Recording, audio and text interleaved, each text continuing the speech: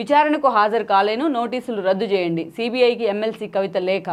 ఏదైతే liquor mafia వ్యవహారంలో కవితకు సంబంధించి సుదీర్ఘ విరామం తర్వాత గతంలో ఈడీ ఆమెను విచారించింది. చాలా సుదీర్ఘ విరామం అంటే గ్యాప్ ఇచ్చిన తర్వాత ఈరోజు సిబిఐ ఇష్యూలోకి ఎంటర్ అయింది.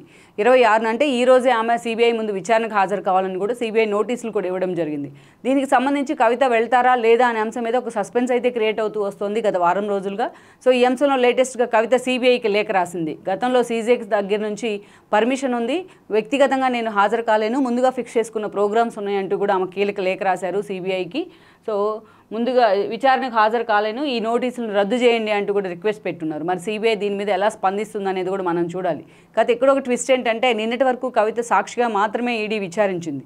కానీ రాఘవరెడ్డి లాంటి వాళ్ళు ఇచ్చిన వాంగ్మూలంతో అప్రూవర్గా మారి ఆయన ఈరోజు కవిత పేరు అక్కడ నిందితురాలుగా చేర్చింది సిబిఐ ఛార్జ్షీట్లో. మరి ఇలాంటి సమయంలో కవిత రాను అంటే మరి సిబిఐ అంత ఈజీగా ఆ ఇష్యూని తీసుకుంటుందా లేదా అనేది చూడాలి.